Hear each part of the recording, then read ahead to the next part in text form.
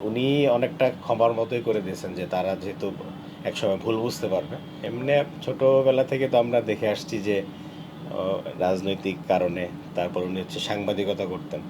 উনি দীর্ঘদিন দৈনিক সংগ্রামের নির্বাহী সম্পাদক ছিলেন এবং সাপ্তাহিক সোনার বাংলার এবং অ্যারেস্ট হওয়ার আগ পর্যন্ত সাপ্তাহিক সোনার বাংলার সম্পাদক হিসেবে ছিলেন।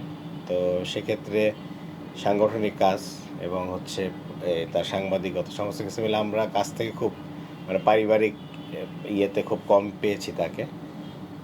তারপরও যতটুকু সময় পেতেন উনি চেষ্টা করতেন বন্ধের দিনে বা বিভিন্ন অকেশনে আমাদেরকে সময় দিতে, কিন্তু খুব টাফ হয়ে যেত। হয়তো উনি কোনো জেলাতে সফরে গেছেন, হয়তো সাথে করে তার সাথে গেছি, ওই এরকম কাছে পাওয়ার পারিবারিক প্রোগ্রামে খুব দেখা যায় কমই অ্যাটেন্ড করতে পারতেন। হয়তো অন্যান্যরা সবাই আসতো, উনি হয়তো শেষ দিকে অ্যাটেন্ড করতেন বিভিন্ন প্রোগ্রাম।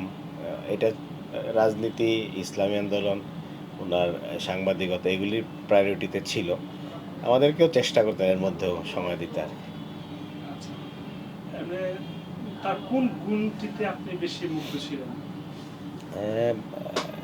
বাবা হিসেবে তো অনেক গুণই বলবো আমি, ভুল পাবো না। তারপর একটা বিশেষ যে উনি ওনাকে মানে যে কোনো পরিস্থিতিতে মানে রাগান্বিত হওয়া একেবারে আমি বলতে গেলে দেখিনি। মানে কোনো একটা পরিস্থিতি, খারাপ পরিস্থিতি বা উনি সারাদিন ব্যস্ত, এর মধ্যে ফোন আসতেছে বা লোকজন দেখা করার জন্য বসে আছে, কারোর উপর একটু রাগ করা বা বিরক্তি প্রকাশটা দেখিনি। মানে সকালে ঘুম থেকে উঠে শুরু একবারে রাতে শোয়া পর্যন্ত যত ধরনের কাজ, ফোন, সময় দেওয়া, কথা বলা সবার সাথে, সেটাতে মানে সবসময় মনোযোগ দিয়ে শুনতেন।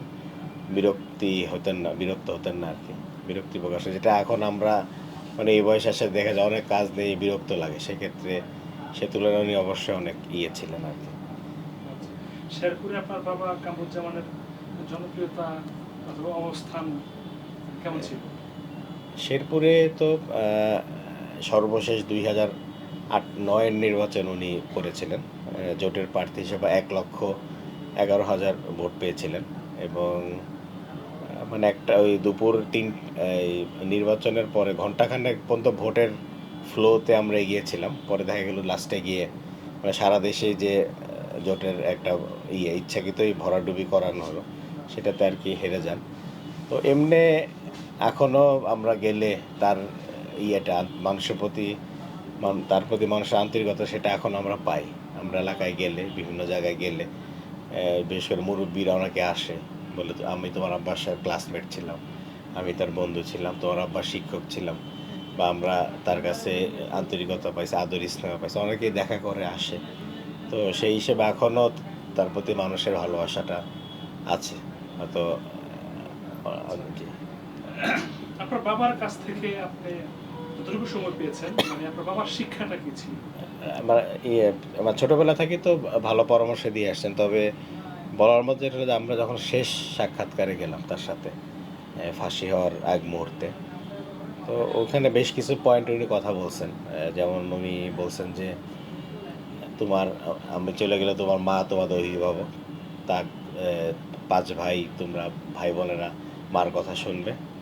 তারপর হচ্ছে যে আত্মীয় স্বজনের সাথে সবসময় সম্পর্ক রাখার কথা বলেছেন এবং আমার আব্বার বন্ধু বান্ধব এবং সাংবাদিকতার যারা সহকর্মী, সংগঠনের সহকর্মী, এর বাইরে তার বেশ কিছু রাজনৈতিক বন্ধুবান্ধব, ভিন্ন মতের মানুষও তার বন্ধু, সবার সাথে সুসম্পর্ক রাখা।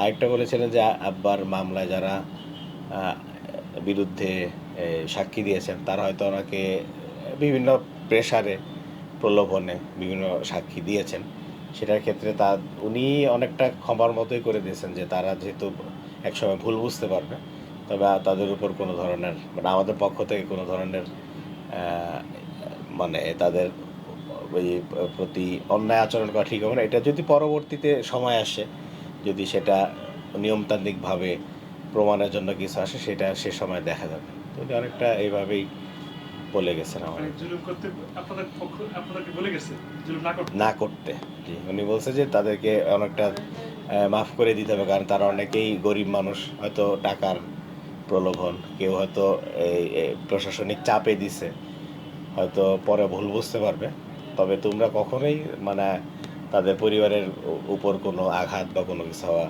এটি না। এবং এইটার একটা কাজ 5ই আগস্টের পর অনেকেই আমাকে ফোন করছে যে আপনার আব্বার সাক্ষী গ্রামে আছে, হয়তো আমরা বাড়ি জ্বালাই দিব, এটা করব। তো ওইখান থেকে আমি প্রত্যেকটা পরিবারকেই এই সেভ করার বিষয়ে এখানে কথা বলছি, জামাত, বিএমপি, লোকাল যারা লোকজন আছে তাদেরকেও কথা বলছি, ইউনিয়ন পরিষদের মেম্বার। কোনোভাবে এসব বাড়িতেই করে তাহলে জিনিসটা আমাদের উপর আসবে, জিনিসটা খারাপ একটা ধারণা হবে। তো আপনি ব্যক্তিগতভাবে তাদের নিরাপত্তার জন্য হ্যাঁ, কথা বলছি, এবং 2টা ফ্যামিলি ভয়ে এলাকা ছাড়া হয়ে গেছে, কিন্তু তাদের প্রতিবেশী বা তাদের আত্মীয় স্বজন তাদের উপরও কোনো ঝামেলা হয় না, এটা আমরা বলছি আর কি। কারণ এটা তাদের তো আসলে তাদের এই সরাসরি অনেকভাবেই তারা প্রলোভিত হোক আর তারা চাপে পড়ে হোক জিনিসটা করছে, সেটা আমরা পরবর্তীতেও এলাকাবাসীর কাছে শুনছি, তারা অনেকের কাছেই প্রকাশ করছে আমাদের উপায় ছিল না।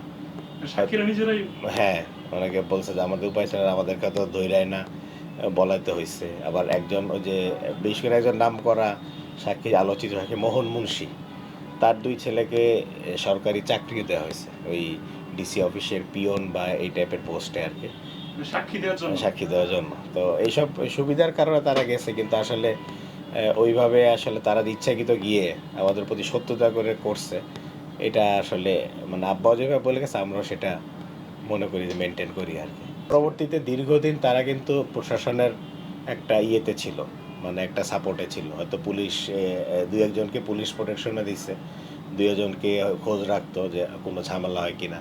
আবার কেউ কেউ স্থান চেঞ্জ করছে, হয়তো শেরপুরে থাকতো, এখন ঢাকা বা আশেপাশে তার ছেলেমেয়ের বাড়িতে থাকে। তো ওইভাবে কথা হয়নি কারোর সাথে, বা আমরা যোগাযোগের চেষ্টা করিনি।